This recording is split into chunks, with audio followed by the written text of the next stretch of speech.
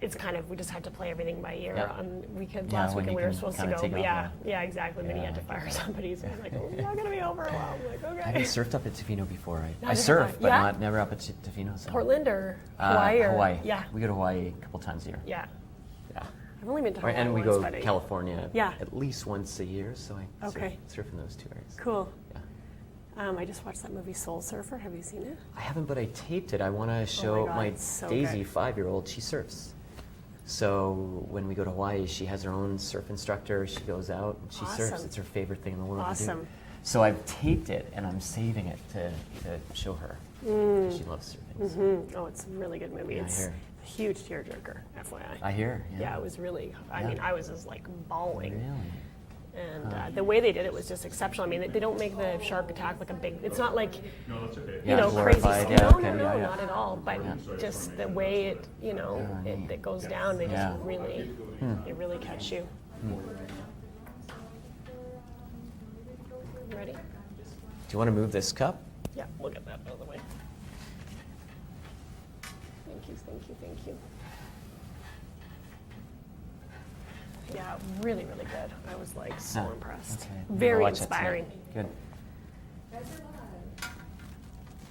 Welcome to EntrepreneurSTV.com. I am your host, Heather White, and it is my mission to bring you stories and lessons from some of the most incredible entrepreneurs.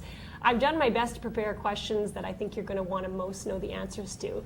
But the coolest thing about Entrepreneurs TV is that you can ask your questions live via the chat room or Twitter. My guest today is John DeHart. He is the co-founder and CEO of Nurse Next Door, where their talent is caring. He is an exceptional man. I'm so excited to have a conversation with him today. Thank you so much for being here. Thanks very much, Heather. And welcome to the show. So I wanted to start off because I was playing cards with my neighbor the other night, who's 93. And I was preparing for the interview and thinking about chatting with you. And she, I was telling you earlier, she's all set up to move into a retirement living facility. And as she disclosed to me, she doesn't want to go. So I'm there like so excited saying, guess what? You don't have to go. You can stay right here, and I'm telling her all about Nurse Next Door and, just what an exceptional organization you guys are, and I've had a chance to spend some time there. But I mean, this is the core of what you guys do. Talk to us a little bit about the conception of Nurse Next Door, where the idea came from, because it came from stories like this. Yeah. And what prompted you guys to start this business? Yeah, I'd love to. I've been an entrepreneur all my life, and I was actually in the high-tech industry back in the 90s and as a tech entrepreneur. And it was fun, it was fast, it was intellectually an incredible place to be because you always had to be at the front of the industry. But I woke up literally one day and I realized I don't care about doing this. I thought making businesses run faster and better, I just didn't care about it. I wasn't changing the world, and I've always been a pretty purpose-driven person, so I quit. And I took almost 2 years off and moved back to Canada and realized when I moved back to Canada that I'd lived outside of Canada for 10 years. When I moved back, saw this deteriorating healthcare system and thought, the next thing I have to do is in healthcare, where I can really make a difference, change the world. And during that time frame, I met my partner, Ken Sim, in the business. And we had both had personal experiences in caring for family members. So with me, it was my Nana who had Alzheimer's. For Ken, it was his wife who had gone on bed rest with their first child. And we had these crazy experiences where, we both experienced caregivers coming into our homes, and we just asked ourselves, how can this possibly happen? Like the crazy things that happen. So, of course, being entrepreneurs, started looking at the industry of home care. I didn't know anything about it before I started looking at and experiencing it myself.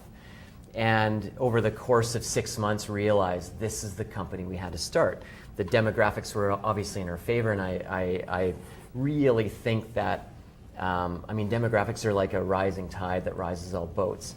You have automatic growth built into an industry for a long time.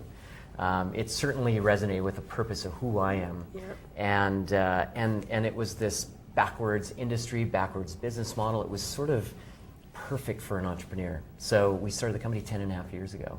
And that was really the birth of Nurse Next Door.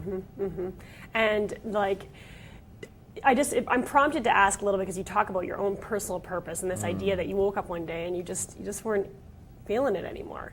And I think there's a lot of power in that, just from the entrepreneurial journey, because sometimes you do something and like it just runs its course and you're done, and that's okay.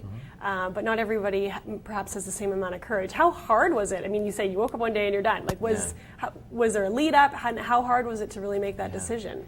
One of the beauties of purpose and understanding your purpose in the world, your why, when you actually follow it, it makes decisions really easy and really clear. And so for me, I mean, there had obviously been a build-up. You know, in the 90s, it was a fast time, and high tech was fun, and a lot of people were successful, and I had certainly had my success in that industry. But I saw this unethical side of business, and there was just so much money being made, and honestly, in high tech, it's all about building a business model, being creative, trying to get financing, trying to go public, trying to sell. There are very few real businesses built, and I thought, I don't want to do this anymore. So when it came time to make that decision, it was really easy, because that's what purpose does. It makes everything so clear. How did you know to define your own personal purpose? Like, when did that journey begin? And I don't know. I feel like I'm a very lucky person that I've always had that kind of purpose drive in me from a very young age. I've always sort of wanted to change the world. I wanted to create change in some way. And I didn't necessarily know how I would do that, but when I look back at my path, everything's about change for me. Everything's about being able to drive something for the greater good. Okay. And with purpose, it evolves. Yes. So, you know, my purpose, or what I thought was my purpose at 19, has certainly evolved to what it is today. And it's interesting, as an entrepreneur, we talk about passion all of the time, and you know, the lessons for students is always, well, follow your passion, be passionate about something, and you'll be great. And I think it's more figure out your purpose, or at least embark on the journey to find your purpose. And when you do that, it just makes everything so clear.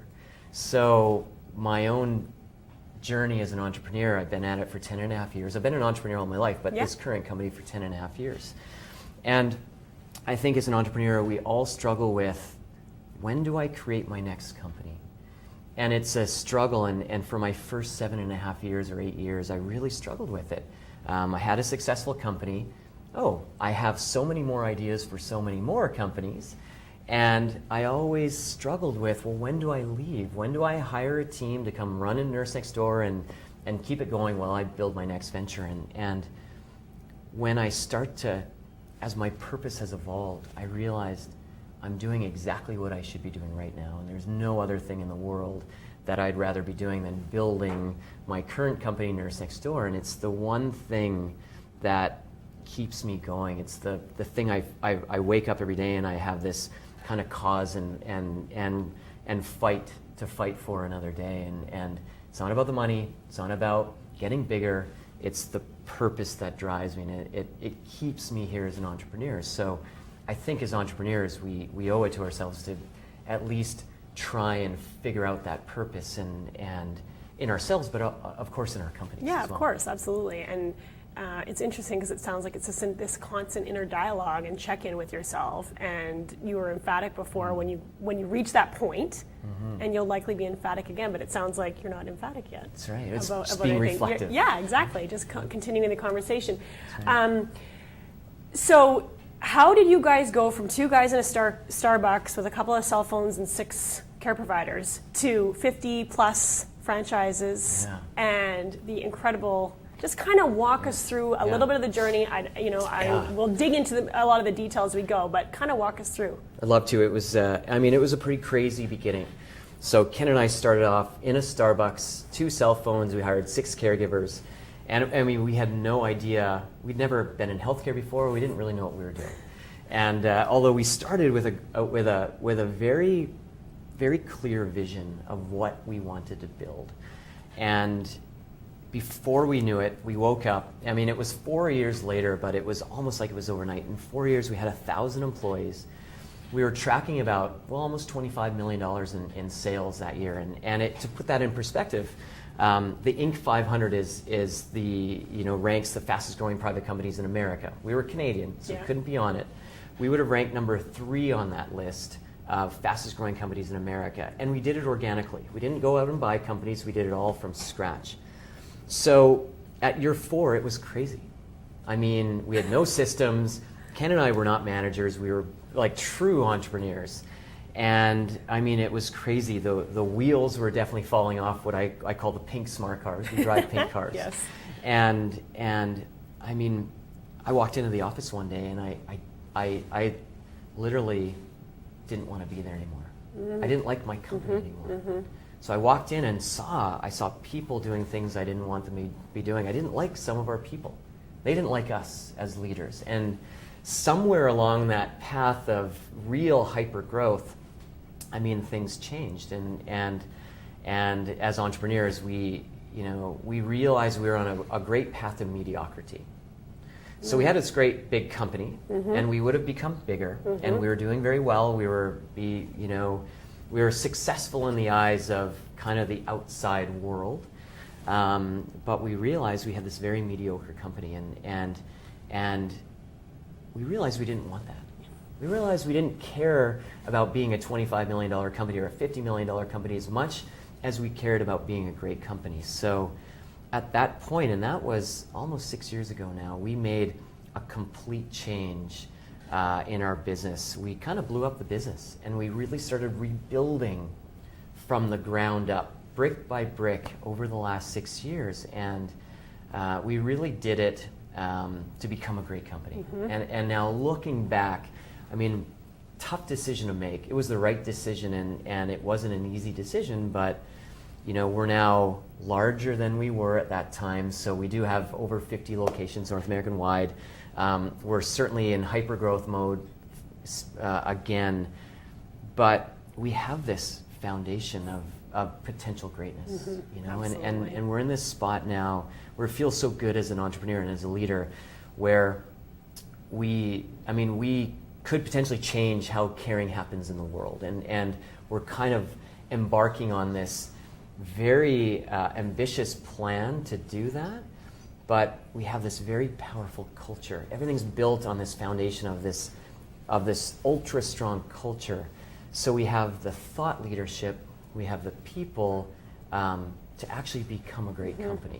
Whereas 6 years ago, if we didn't make that change, we could never have done that. We could never have embarked on what we're trying to build now. So that's kind of the quick story of the hyper-growth story to where we are now, which is the largest national brand for what we do in Canada.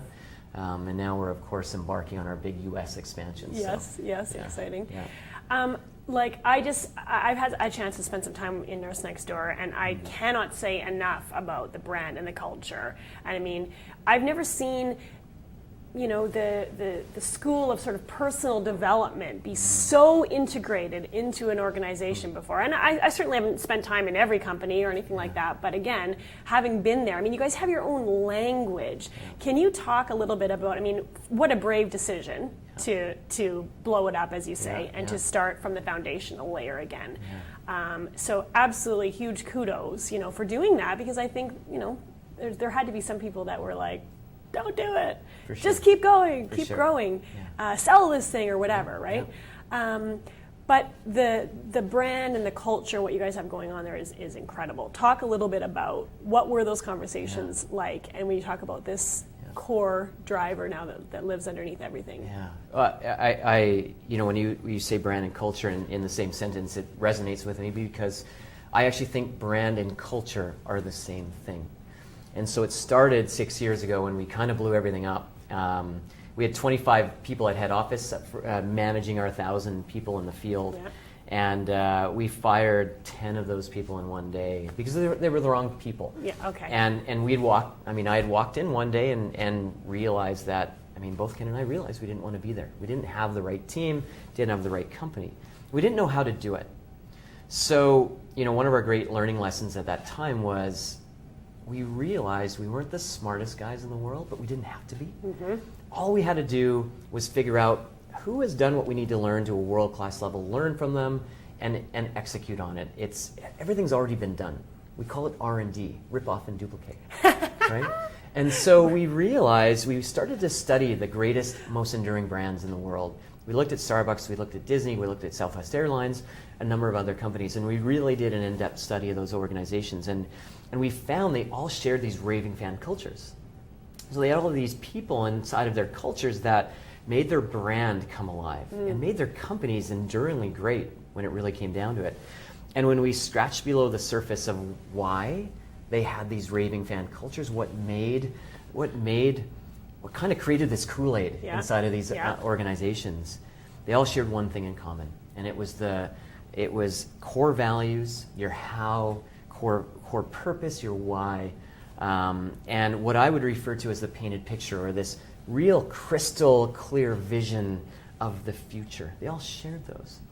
So when we started to build Nurse Next Door from the ground up, we started building from that foundation. We didn't even think of brand at the time. We just knew we had to have that foundation as the fabric, the DNA of our company, the DNA of our people, the DNA of our culture. And so over time, as we really started to perfect that and we started winning all of the top employer awards and the top culture awards, we realized that that is our brand. If we can tap into how it feels inside of our company, and when you walk in our office, you get it, don't you? Absolutely. You just know that you're in a different place where, people are energized, they're jazzed, they're living our core values in an almost maniacal way. And if we could tap into that and extend that into our brand. So as a consumer, when you feel our brand, when you experience our brand, when you see our brand, you kind of get the same feeling. And that's what we've been able to leverage and do. I would say it's still evolving. We're just in the early stages of evolving that process. But that is why I say culture and brand is the same. They're the same thing. It's the feeling. Yeah, it's the feeling. And your talent literally is caring. Yeah. That is the feeling that the whole place embodies, and everybody that's there. I remember calling there one time and hearing, I don't even remember exactly what the verbiage was, but I remember having a holy S moment, because I was like, oh my God, you just asked like an awesome question. It was like, how can I make your life better today, or something like that. So that's our purpose. Yeah. I was like, you just stop people in their tracks, because we're so used to hearing the same things, and we kind of get into habitual patterns in life and get a bit robotic, and you guys don't do that. You guys have this totally different language. It's a language. So when you're building culture or building a brand, so I always start with culture, because I sort of look at the Southwest Airlines model. The most successful business in history, I would say. 40 years of growth, 40 years of profitability in the toughest industry in the world, Southwest Airlines. And they have mastered building their brand from the inside out. It starts with culture, then it becomes a brand. And part of building a great culture is having your own language, having your own identity. Because culture, it is your identity. Your culture should not look or feel or sound like any other culture in the entire world. It is who you are. And so once you have your core values really identified and alive in your organization, then you can start building that identity in terms of your own language. And so we have created our own language. The way we talk, to us it's about caring, not just healthcare. So healthcare is almost a banned word in our company. We're a healthcare provider, but you can't really say healthcare in our company, because it really isn't about healthcare. It's about caring. When you tell the story about your 93-year-old neighbor, she doesn't need health care. She doesn't have to move. She doesn't need to move into a nursing home. In fact, that would be the worst thing in the world for the liveliness and the life of her. She needs caring. And so that is what we do. It is our talent. And so building a great culture, building a great brand, a part of it is creating your own language, so everybody talks the same and they talk the same way, and you as a consumer, you're just dealing with a different company. You know it as soon as you call us. This is a different organization. And that's a foundational block to building a brand, isn't it? How did you guys know to do that? Like, you studied the other companies, you saw what they were doing. Yep. Did you recognize that they had their own language? Did somebody tell you that, or like? You know, it's interesting. I'm going to go back to the purpose filter again. Yeah. So when we started to build our snack store, and you know, we grew really fast. We were becoming a very mediocre company. Our service was sort of the same as everybody else's because we really didn't put the attention there. We put our attention on growth. Yeah, okay. And when we started to rebuild, when it came to looking at our core purpose of why we do what we do, just beyond making money, the question was, how do we become a purpose-driven company? How do we bring that alive? It's one of the great challenges. There are very few companies in the world. I would say Apple, Southwest Airlines are two companies in the world that have truly built purpose-driven brands. So it's almost the holy grail of building a brand is, how do you build a purpose-driven brand? And I struggled with that for years. Even though I know purpose so well, I struggled with, how do you build that into a brand? How do you build a purpose-driven company? And over time, as our purpose has evolved, I realized we have to start asking ourselves one question. When we look at every system, when we look at every hire we make, when we look at any change in our company, we have to apply the purpose filter. Does this really make lives better? Because that is the purpose of our company. When somebody calls on the phone and we answer their phone, how do we make a little bit of a difference in their life, right? That's really the question we have to ask. So we start looking at our systems and asking the purpose question, and that is where the language came. When we looked at our service and everybody did assessments and everybody did healthcare and everybody did, you know, they managed care. Well, we're not them. We're a different company and we're a purpose-driven company, so how do we get there? Oh, we start changing the language. We sound differently. We make it appropriate to our purpose. So the pushback when we made changes, I mean, this is just a different way to build a company. So one of the biggest pushbacks was we changed the name of a care manager to a care designer. And in healthcare, I mean, people just aren't open to change. It's just not an industry ripe for change. And so when we made that change, most of our care managers, and we have today over 150 care managers, well, they're care designers across the country. Many of them wouldn't change the name. It's easy to manage care. It's really difficult to design care. Designing care is an art form. That is what our people do. It's an art form. So that is why we made that name change to reflect making lives better. So that's how it's all intertwined. Oh my God. So it's a complicated process, but it really does come back to, how can you drive purpose throughout your company? That's really the question. I love it. There's a simpleness to it, not to be mistaken with That's easiness. Right. Yeah. Right? But there is. I love that. There's this filter that you get to run everything through, which allows you to make decisions. Sometimes hard decisions, like firing 10 people in one day. Yeah, what was that's that? right. What was, tell us, I for mean, those that are interested, what, because there's the personal side of you, the human side of you that goes through that. But then there's also the business side of you. You're the leader of the company. It's your role to lead the company. That's right. You've made this decision about having a core purpose and following that and using that as your filter. And then that requires you to make a decision that looks like firing people in 10 people in one day. That's right. I mean, as entrepreneurs, we go through what we call the emotional roller coaster of being an entrepreneur. And I mean, it's all a series of ups and downs. And there is a reason why there are so few entrepreneurs or business owners in the country. It's a very, it's a handful of a percentage of the population. Most people can't hack it, right? Or most people start and they cannot hack the ups and downs of the emotional roller coaster. And so they sell out, they stop, they go on, they move on to the corporate world. And when I look at the emotional roller coaster of my own entrepreneurial journey, I look at that day as the bottom of the bottom, when we realized if we were going to do this, we had to make massive change. And I mean, well, you know me as a human being. I'm not, firing isn't my favorite thing to do. I love people. And so it was a really tough moment. And I remember walking into the room to make that call. And I actually looked at a woman who I still admire and love today, and you know, made the wrong call on that person. She was kind of grouped in with the rest of the group. And I remember looking at her when I did it, and it kind of brought that human element to that hard process of firing.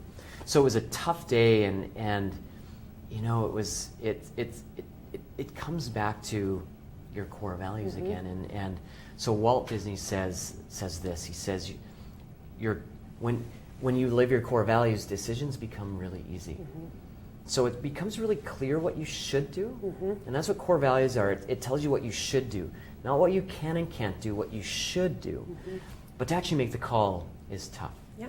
And it's why so few leaders, so few organizations in the world actually live their core values. So we create these core values, we put them on a wall, and they kind of die on the wall. They become page 1 of your training manual, and they never see the light of day. And it's sort of the whole 1% vision, 99% execution thing. We fail to execute on our purpose and our core values because, I mean, honestly, it takes guts to live your core values. Absolutely. Core values aren't for the faint of heart. Yeah, no. In fact, we call them our hardcore values because they are hardcore. Yeah. They're the non-negotiable rules of how you do things in your company. And when I go back to that day, as hard as it was, you know, I was living our core values that day. I was just saying, taking a stand and saying, you know what, as an organization, this isn't the right way to be.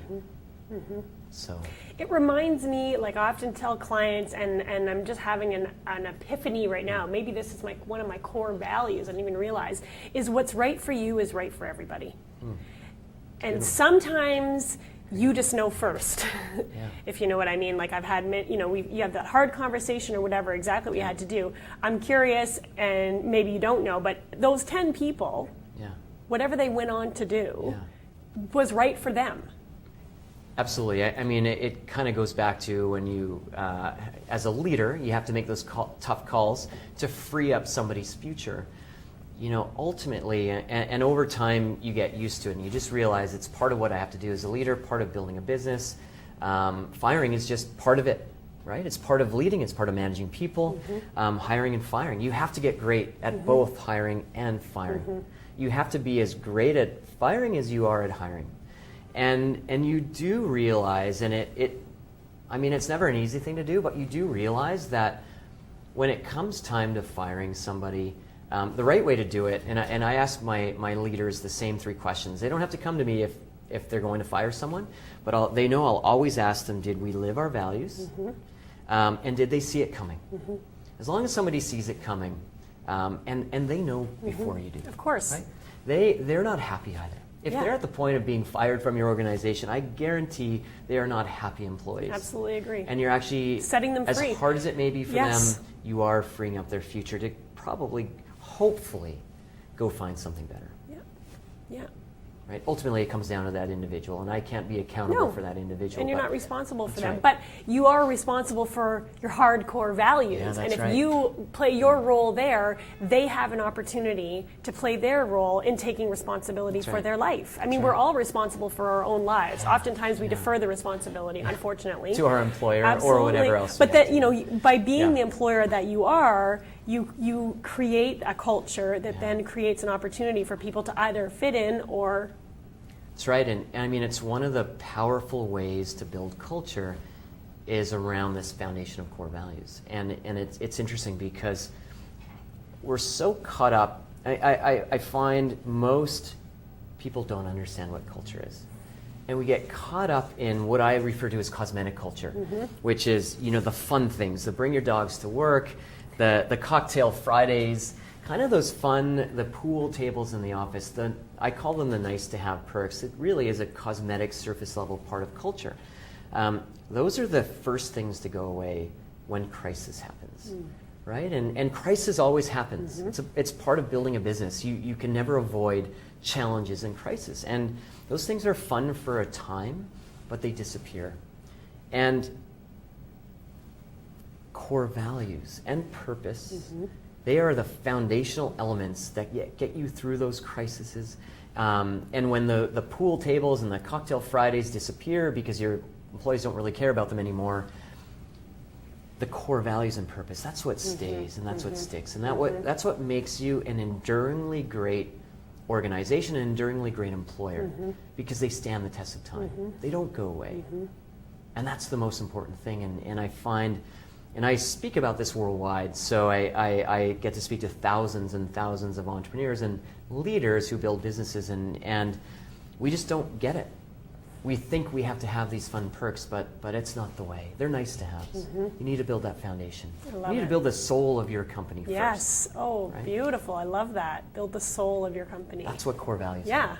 Your purpose is your the heart. The pool table is just a decorative. That's It's right. the nice suit or whatever. You know, it's the outside decoration. In a company, your soul are your core values. Your purpose is your heart. Oh, beautiful. That's what it is. Yes. That's the foundation of everything we should be doing. Right? I love that. Yeah. Now, you guys have an incredible hiring process now. We do. Talk a little bit about, we talked about the firing thing, and, and now you've got this process where it's extensive. I mean, talk about your willingness to put that much emphasis around getting the right people on your team. And how you went about designing the process you go through, and a little bit for the people watching about what the process actually is. Well, it's one of the most important parts of building culture is hiring. And I mean, you speak to any successful entrepreneur in your life and you ask them their greatest learning lessons, and it will always come back to people. We always get people wrong. And I mean, if you look at hiring in the corporate world across North America today, we have a 50-50 shot of hiring properly. So essentially, you might as well go and flip a coin. You're going to have as great of a success flipping a coin as you do in hiring in today's world. So hiring, and I feel that happens because we hire based on experience and nothing else. That's what we typically fall to. And we usually don't have the right systems in place to actually hire the right people. The other 50%, so 50% of hiring is talent, maybe experience, but I call it talent. 50% of hiring is culture fit. It's a 50-50 thing. And I don't care if somebody has the greatest talent in the world. If they're not a culture fit, you aren't getting hired. If you're a culture fit but you don't have the talent, you're not getting hired. And so we developed and designed our entire process around figuring out the 50-50. So it is tough to get hired in every company. It's a long, long process. But you realize to build a great company, to build a great culture, you have to get incredibly disciplined in your hiring process. So we adhere to a system called top grading. General Electric uses the system of top grading. I would say one of my mentors is the guy, Brad Smart and Jeff Smart, the father and son duo that created this system. When that system is followed, you have a good 90% plus accuracy in your hiring. Wow. It's a tough system to follow. It took us years and years to implement, but it's a highly disciplined process and it works. Right? And then you get the right people. Yeah, get the right people on the bus. Yeah. And I mean, it's such a huge cost to business to get the wrong people there. Yeah, it really is. Because you spend money training them, and then you have to hire them or fire them, and then you have to rehire, and it's Yeah, and then we put our culture filters throughout our entire process. So from day one, from the moment you read an ad, we have our culture filters because we're trying to attract the right, and we're equally trying to repel the wrong people. Yes. We're all about attracting the right and repelling the wrong, and we're very proud of Yeah. that. Yeah. Nurse Next Door is not the right place for a lot of people, and we're proud of it. Yeah. We are a very defined culture that is the right fit for some. It's completely the wrong fit for some people. And we want to make it really easy for you as somebody trying to be hired into our company to understand if we're the wrong fit or not. So we put our culture filters all the way through our process. And it often means we don't end up hiring the most talented people. And that's a hard thing, but over time it allows us to build what we built, which is a great, enduring culture.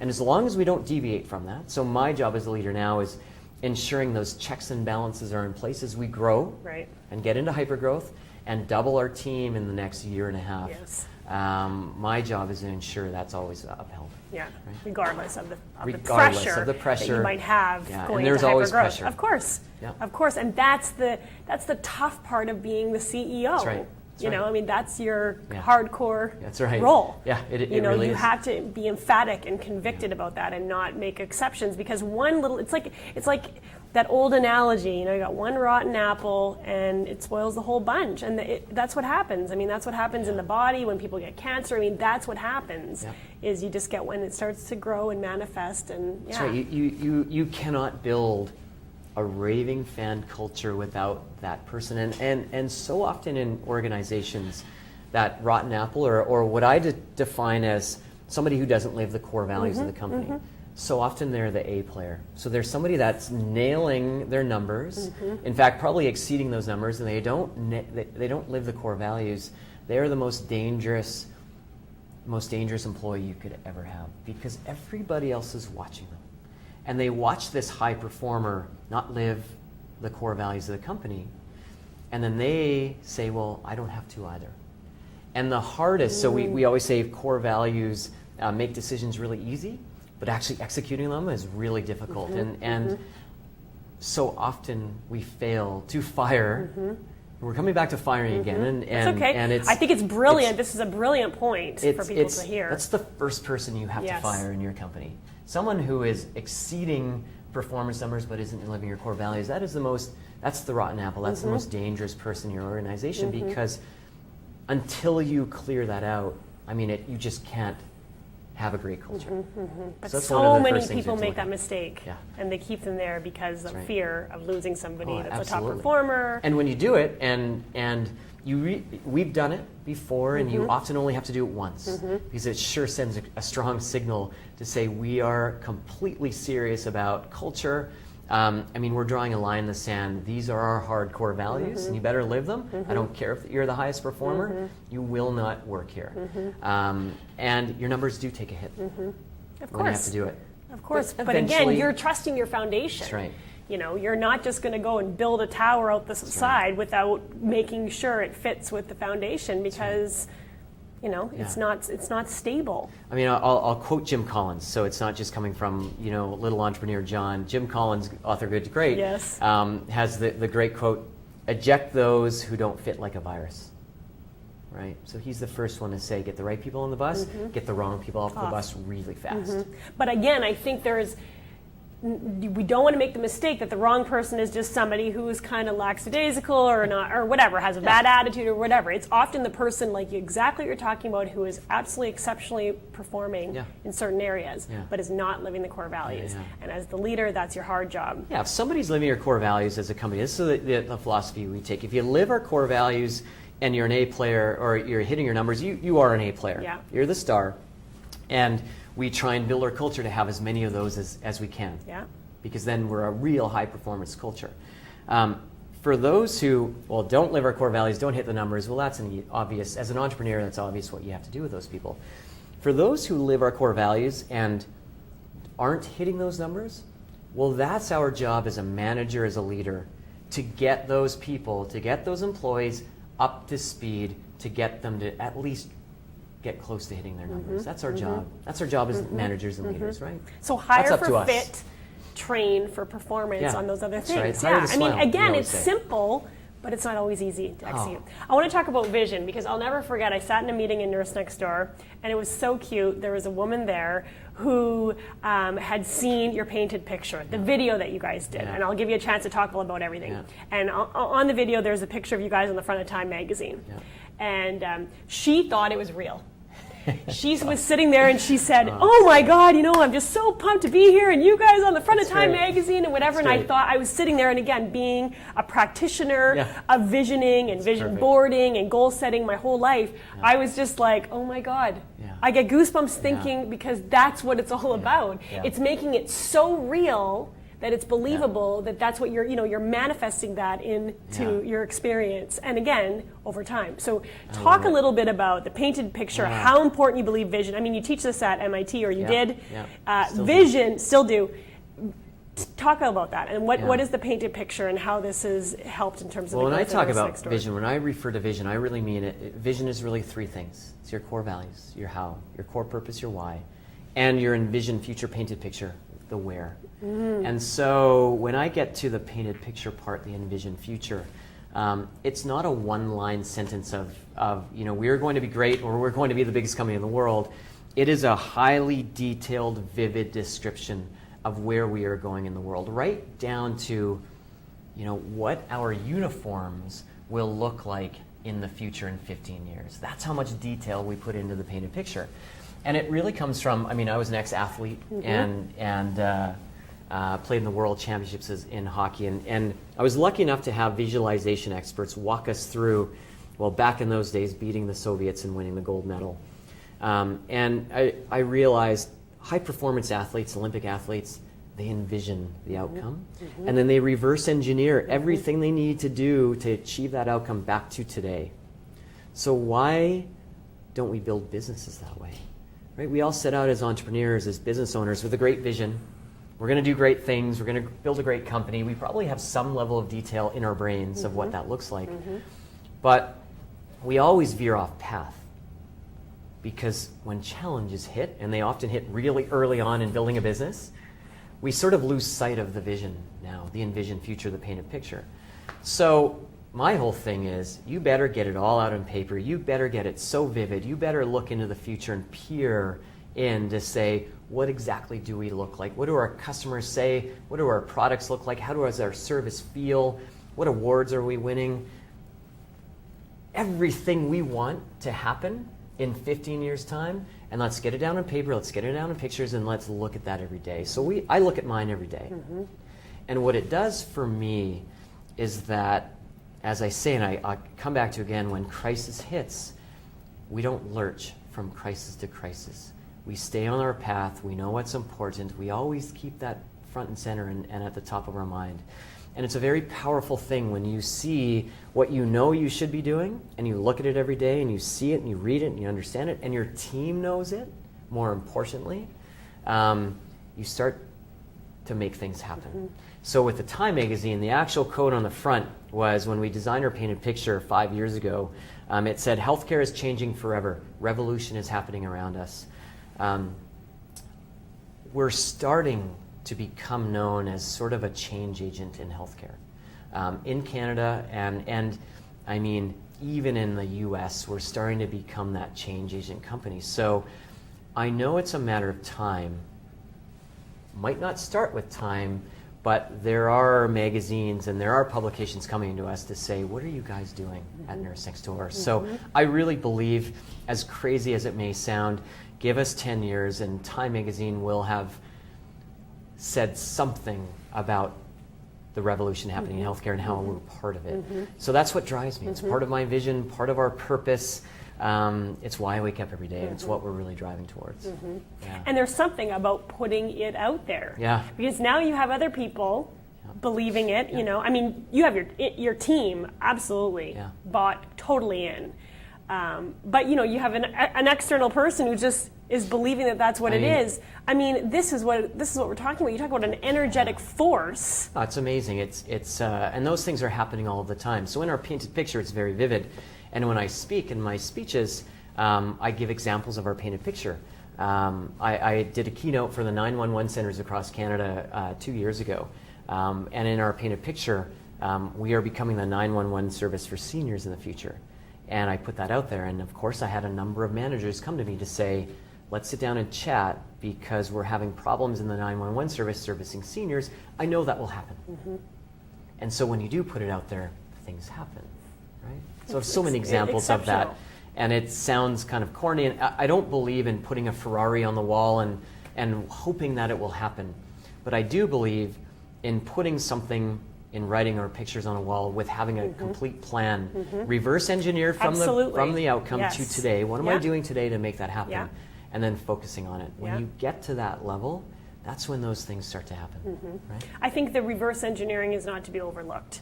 No. And again, you talk about going to that end result and being emphatic about the detail of it. And only if you do that will you be able to reverse engineer it in a way that you know, like, okay, in order to achieve that, what did I have to do? Right. The month before, the quarter before, the year before, and you start backing it up. If you don't get clarity around that, you would never be able to do that process, and therefore you would never be able to know today is what I'm doing contributing to where I'm trying to go. That's right. You just would not be able to measure that effectively. 1% vision, 99% execution. Absolutely love it. Yeah. What do you say to the person who says, I don't have time to do that? Don't start a business. Don't become an entrepreneur, or do it, and you're setting your path to mediocrity. Don't be surprised. You will be a mediocre organization. You will never. Hard to become a great company. I mean, it really is. So if you want to build an okay company, you want to be moderately successful, then go out and do it. It's every entrepreneur I think has to make that decision. Do I want to build a okay company, or do I want to build a great company? If you make that decision to say I want to build a great company, it just takes a completely different focus, a completely different discipline, kind of a fanatical focus on certain elements of that, and it takes time. Jim Collins, I saw him in a keynote speech about 2 months ago, and I took a number of our most successful franchise partners in the country to see Jim Collins, and he said that well, it takes 19 years to become successful. So there's no overnight successes, and there really are very few of them. Even Apple and a few other companies, he actually showed their timeline, and at the 25-year mark, that's when they really took off. Yeah. Apple and Microsoft. So you have to know took where you're 25 years going, before they really took off as organizations, right? Yeah. And became really great organizations. Great, yeah. But they were being great all the way along. We just right. didn't know about it because That's right. they hadn't taken off yet. Yeah. Question from our audience. What makes a great franchisee? Good question, yeah. No, that's the question that every franchisor has, and no one's really been able to scientifically to validate it. So I think it changes for every business. For us, having that passion for our purpose of why we do what we do is just paramount. I mean, so many people are looking at our industry and saying, oh, I can make a lot of money because of the demographics. Well, if you're just in it for that, you will not like this business. So if you're passionate about helping others, if you're passionate about making lives better, that's the first thing we look for, really important. For us, it's about, I think on any business owner, tenacity and drive.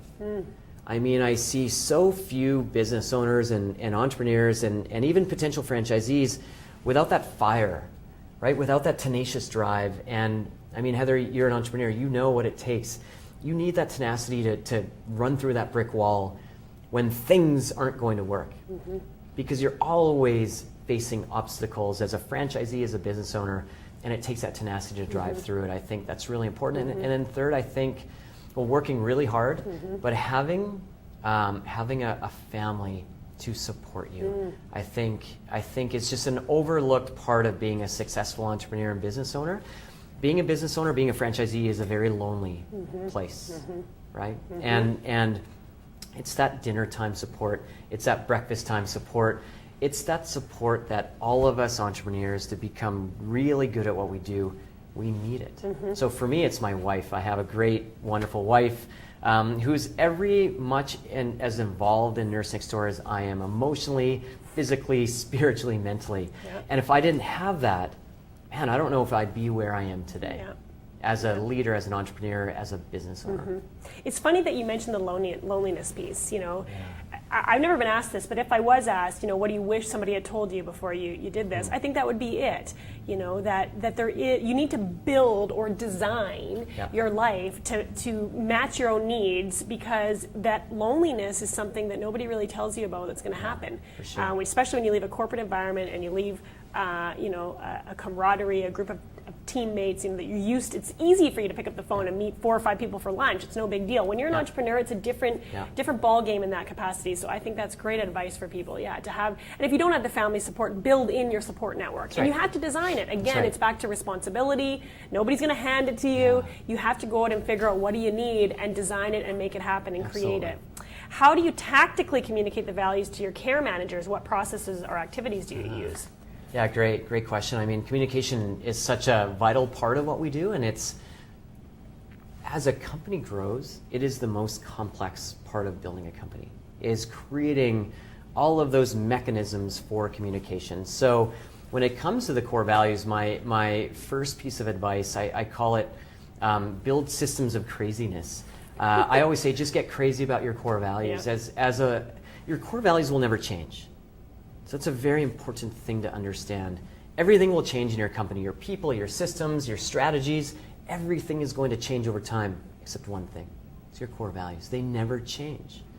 So knowing that they never change, your job as a leader is to inculcate your people, your culture with your core values. And that means repetition. That means driving them home every single conversation, every single time, every chance you have to tie in an action to your core values, you do it. And when your people say, John, enough talking about your core values, I get it, I know what they are. That's when you do it more. So over-communicating your core values is really important. When you think you're communicating enough, you're not. You need to do more. And that's the simplest way, the most effective way to bring your core values alive in your business and your culture is just keep talking about it. And when you tell your team member or employee what a great job they did, don't say what a great job they did and leave it. Tie it to your core values. Tie it to how they lived your core values. That's how you start to reinforce it. And then step 2 would be start telling stories about it. Start creating legends and stories around your core values because people mimic what others do and they get recognition for it. So if you start to figure out your core values and publish stories and create legends around your core values and then tell the story over and over and over and over, people will wake up and say, that Heather sure is getting a lot of recognition for living this core value. Maybe I should do the same. That's part of human nature. It's how we act. Right? Yeah, mimicking. I mean, look It's at a pure- child. it's look almost at, like look peer at a pressure. baby. Absolutely. That's how they learn. They mimic. Absolutely. They mimic. Yeah. Oh, I love it. And you talk about reinforcing it back to the foundation again. And if you're building anything and you're constantly tying the growth back to the foundation, I mean, again, simple, not easy, but so profound when you do it that way and you build the strength within the organization. I love it. Yeah. Talk a little bit about mentoring, both personally and professionally. Like, do you use mentors yourself? And also within the business, I'm fairly certain that you have an advisory board, but correct me if I'm wrong. Yeah, we do. It's we've had a number of different advisory boards over time, and this time we got it right. So I would say our advisory board, we actually treat like a real board of directors. So, I mean, we're at the size now where we're on our path to $100 million in sales and over. And we realized that we have to start acting like a $100 million company. We're not quite there yet, but we will be in a few years. We better start acting like it now. And so we created a board of advisors. I have a great, one of my mentors is Judy Brooks. She's on our board. You know Judy, of course. She's also our chief of staff at Nurse Next Door. And with her, we created a board of advisors. I think Bob Elton, I saw, he might be on your show in a couple of weeks. So he's one of our board members. So one of my mentors would be Bob as well. And we put this board together. We didn't necessarily want to go find the biggest names in the world. We wanted members who would get really dialed into our business, really engaged, help us on not necessarily a day-to-day level, but a month-to-month basis to help us become that $100 million company, help us act like a $100 million company. And so we set up this entire governance structure where we now act like a $100 million company. I may be the co-founder of the company. Ken and I are the two shareholders in the organization, so we direct everything at the end of the day. But I now am a CEO. I report to my board. They can hire and fire me, even though Ken and I own the company. So we really act and use this board as our guide. And we actually meet with them every month. We have full 4-hour sessions. And it's hard. It's a great way to run a company. I wish we would have done that earlier. I wish we would have becoming what I would say a real company earlier in our time, and we would be so much further ahead if we did. Interesting. Yep. And by that, do you mean like just that level of accountability in terms of structuring it that way? Yeah, you know, it's interesting. So I now ask entrepreneurs. I say to them, so you're the leader of the company, you're the CEO of the company. How would that change if you weren't the owner? And it's often a question. It's the question I've had to go through over the last year as I've gone from being a co-founder and the leader of the company to becoming sole CEO of Nurse Next Door with a board, with accountability to get us to the next level. I've gone through that change myself and realized that to get to the next level, I have to act like a different person. I can't just be the founding CEO anymore. I have to be the CEO. Put my founding hat, put my shareholder hat off to the side and actually learn to become a real CEO. And when I pose that question to entrepreneurs that have never thought of that before, never gone through that phase, it's somewhat of an enlightening question for them. Right? It's a very interesting way to look at it. Yeah. Yeah, because from a role perspective, they're perhaps very different in terms of execution. We are only accountable to ourselves as a business owner at the end of the day, or our partners, and we can become lazy. Again, Right. back to the mediocrity. If you That's want right. to push, if you want to develop, if you want to grow. That's right. I like what you're saying in terms of acting as if. I don't get the sense at all that you're talking about faking it till you make it, Yeah. but more like, again, really embodying Yeah. that and then like leaning into it That's and right. then growing into it, and then you are it, and then you got to put the next thing. That's right. So we're out putting there. all the mechanisms in place that we need as a $100 million company. They're actually in place now. Yeah. And when we hit that $100 million mark, Then the we'll then next look thing. at the $500 million mark and we'll say, what do we need to have in place to become that company? And we'll start building those mechanisms in place Yeah. now. So if you're running $1 million business or a $100,000 business, look at what you want to become and start acting like it. I That's love really it. what it is. No, I love that. I just think there's, and also to know that when you reach a goal, and being an athlete, and I've been an athlete, you know, I don't know if I'd still call myself that, but there's something really important about making sure that even before you reach the goal, you're already thinking about where do you want to go next. Yeah. Because there's something about momentum Yeah. that creates a lot of strength and energy movement within anything that you do. But if you hit a wall, your goal, without having, you can almost sink a little bit, and you know, to get that energy going again, to get the momentum going again. So I love what you talk about in terms of when we are getting there, we're going to be thinking about where we're going to want to be there. And that's a painted picture again. Painted picture is that picture of the future. It's not really the now, it's what we look like in the future in 5 years and in 15 years. And that's the power of the painted picture. It's always having in somewhere in your sight and your team's sight where you are going and what's really important. You'll always have your quarterly goals, your weekly goals, your daily goals, your annual goals. It's really, I mean, those are the most mission critical parts, but those have to be part of a bigger Yeah, vision. and again, you won't figure that out unless you do the painted picture. That's right. Get the clarity, reverse engineering, absolutely. not to be overlooked, because that's how you'll tie all those pieces together. Yeah. What's been the best part of this whole experience for you? Oh, the best part, you know, honestly, so in my organization, we care for people, and honestly, when I get that phone call, and I get them almost on a weekly basis now, and when I get that phone call from a friend or a friend of a friend, or a family member who calls me up, and it's usually at 9 o'clock at night on a Friday night or some odd time, or calls my wife and says, I need help. And they're usually it's usually a pretty tough situation. They've heard some really bad news about a family member. When I get that call, and my wife and I are, you know, the first people they reach out to. That is a very special thing for me, and it's it goes back to purpose. And when I realize that I'm doing the right thing and I'm where I'm supposed to be right now, when I get those calls, that's it.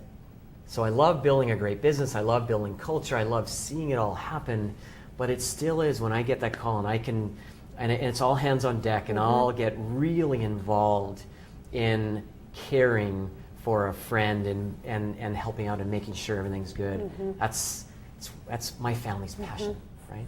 And you make their life better. That's right. That's what you're about, Yeah, making the world a better place. That's it. Thank you so Yeah. much for being here. Yeah, thank for, you.